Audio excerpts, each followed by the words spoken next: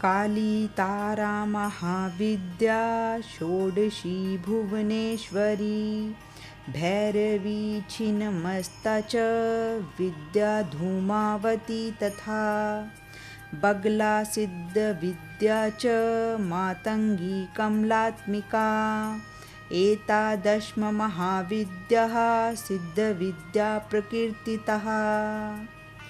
नमस्कार दोस्तों, जय माता दी। आज मैं आप सभी के समक्ष आषाढ़ गुप्त नवरात्रि के पहले दिन महाविद्या काली की कथा प्रस्तुत करने जा रही हूँ। सबसे पहले तो आप सभी को गुप्त नवरात्रि के शुभारंभ की हार्दिक शुभकामनाएं। आज से आषाढ़ मास के गुप्त नवरात्रि शुरू हो गए हैं और इन 9 दिनों में देवी दुर्गा की 10 महाविद्याओं की साधना की जाती है, जिसमें गृहस्थ जीवन वाले पूजा पाठ करते हैं और साधु, सन्यासी और सिद्धि प्राप्त करने वाले तांत्रिक आदि साधना करते हैं। गुप्त नवरात्र में तंत्र साधना का विशेष महत्व है और देवी की 10 महाविद्याओं की पूजा तंत्र शक्ति और सिद्धियों के लिए की जाती है। 10 महाविद्या आदि शक्ति की अवतार मानी जाती है और 10 दिशाओं की अधिष्ठात्री शक्तियाँ भी मानी जाती हैं। 10 महाविद्याओं में 2 कुल माने जाते हैं, जो काली कुल और श्री कुल के नाम से जाने जाते हैं। काली कुल में माँ काली, माँ तारा और माँ भुवनेश्वरी आती हैं। श्री कुल में माँ बगलामुखी, माँ कमला, माँ छिन्नमस्ता, माँ त्रिपुर सुंदरी, माँ भैरवी, माँ मातंगी और माँ धूमावती देवी आती है। 10 महाविद्या की पहली अधिष्ठात्री देवी है माँ काली। संसार में जितने भी कष्ट, विपत्तियाँ और आसुरी शक्तियाँ हैं, माँ काली का नाम लेते ही समाप्त हो जाती हैं। माँ काली भगवती दुर्गा का श्याम और भयानक रूप है, जिनकी उत्पत्ति राक्षसों को मारने के लिए हुई थी। यह एकमात्र ऐसी शक्ति है जिनसे स्वयं काल भी भय खाता है। इनका विकराल रूप अभय प्रदान करने वाला है। माँ काली अपने गले में मुंड माला धारण करती है। इनके एक हाथ में खड्ग और दूसरे हाथ में त्रिशूल तथा तीसरे हाथ में कटा हुआ सिर होता है। माँ काली की पूजा करने वालों के सामने आसुरी शक्तियाँ निस्तेज रहती हैं। उन्हें रूप, यश और विजय की प्राप्ति होती है और सांसारिक बाधाओं से भी मुक्ति मिलती है। माँ काली की आँखों तथा हृदय से भक्तों के लिए प्रेम की निरंतर वर्षा होती रहती है। जो लोग अपने शत्रुओं से बहुत परेशान रहते हैं, उन्हें गुप्त नवरात्रि में माँ काली की आराधना करनी चाहिए। ऐसा करने से शत्रुओं से मुक्ति मिलती है। माँ काली की पूजा करने से अकाल मृत्यु का भय भी दूर हो जाता है। गुप्त नवरात्रि में 2 तरीकों से माँ काली की पूजा की जाती है। जो लोग तांत्रिक विद्या हासिल करना चाहते हैं, वह लोग इस दिन माँ काली की तंत्र विद्या द्वारा उपासना करते हैं।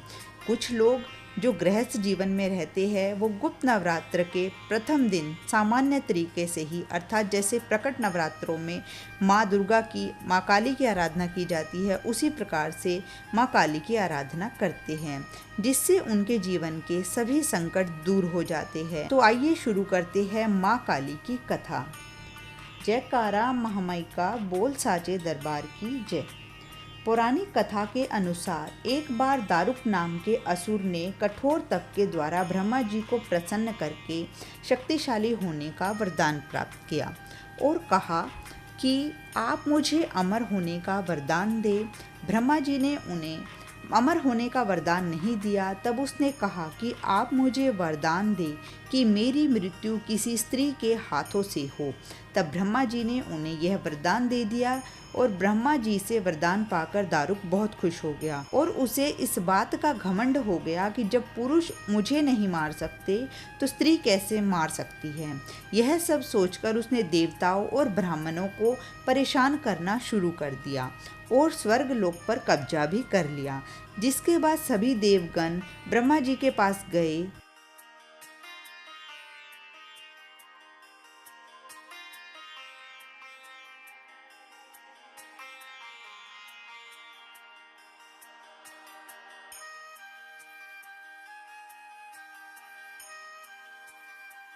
तब ब्रह्मा जी ने देवताओं को बताया कि इस दुष्ट का संहार एक स्त्री ही कर सकती है। जिसके बाद सभी देवता भगवान शिव के पास गए और उन्होंने भगवान शिव को पूरी बात बताई। और भगवान शिव ने माँ पार्वती की ओर देखा और माँ पार्वती मुस्कुराने लगी। देवी ने अपना एक अंश भगवान शिव में प्रवाहित कर दिया, जिसके बाद भगवान शिव के कंठ से उस अंश ने अपना आकार धारण किया। तब भगवान शिव ने अपना तीसरा नेत्र खोल दिया और उनके तीसरे नेत्र से विकराल रूप वाली माँ काली उत्पन्न हुई।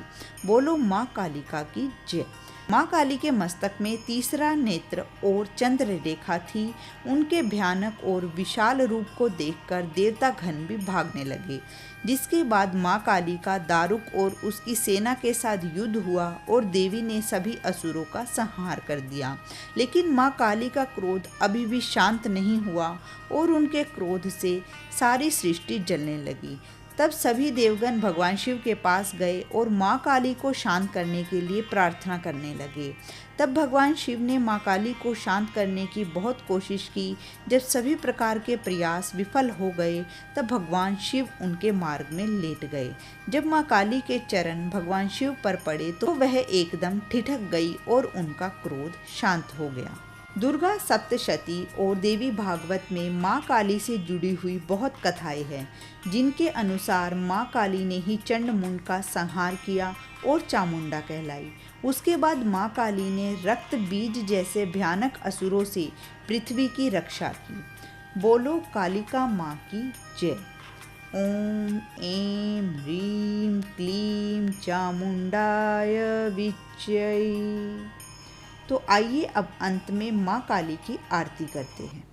अम्बे तू है जगदम्बे काली, जय दुर्गे खप्पर वाली, तेरे ही गुण गाएं भारती। ओ मैया हम सब उतारे तेरी आरती। अम्बे तू है जगदम्बे काली, जय दुर्गे खप्पर वाली, तेरे ही गुण गाएं भारती। हो मैया हम सब उतारे तेरी आरती। तेरे भक्त जनों पर मैया भीड़ पड़ी है भारी, मैया भीड़ पड़ी है भारी।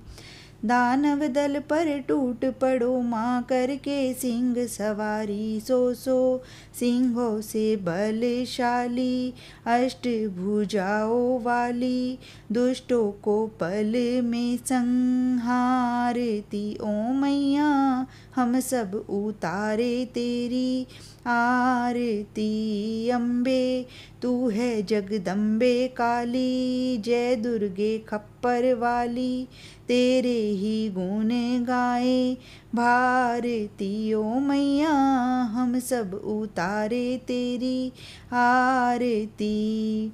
माँ बेटे का है इस जग में बड़ा ही निर्मल नाता, मैया बड़ा ही निर्मल नाता। पूत कपूत सुने हैं पर ना माता सुने कुमाता। सब पे करुणा दर्शाने वाली, अमृत बरसाने वाली, दुखियों के दुख देने वारती। ओ मैया हम सब उतारे तेरी आरती। अम्बे तू है जगदम्बे काली, जय दुर्गे खप्पर वाली, तेरे ही गुण गाए भारती। ओ मैया हम सब उतारे तेरी आरती। नहीं मांगते धन और दौलत, ना चांदी ना सोना, मैया ना चांदी ना सोना। हम तो मांगे माँ तेरे मन में एक छोटा सा कोना, सबकी बिगड़ी बनाने वाली, लाज बचाने वाली, सतियों के सत्य को संवारती। ओ मैया हम सब उतारे तेरी आरती। अम्बे तू है जगदम्बे काली, जय दुर्गे खप्पर वाली, तेरे ही गुण गाए भारती। ओ मैया हम सब उतारे तेरी आरती। जय माता दी। माता रानी आप सभी को खुश रखे, स्वस्थ रखे। अगर आप सभी को हमारी वीडियो पसंद आई हो तो कमेंट बॉक्स में जय माता दी अवश्य लिखिए, और जिन्होंने अभी तक हमारे चैनल को सब्सक्राइब नहीं किया है वो चैनल को सब्सक्राइब करके बेल आइकन को ज़रूर प्रेस कर ले, ताकि जब भी आप सभी के लिए इसी तरीके से धर्म से जुड़ी हुई कोई भी वीडियो लेकर के आए तो आप सभी के पास नोटिफिकेशन तुरंत पहुंच जाए। जय माता दी।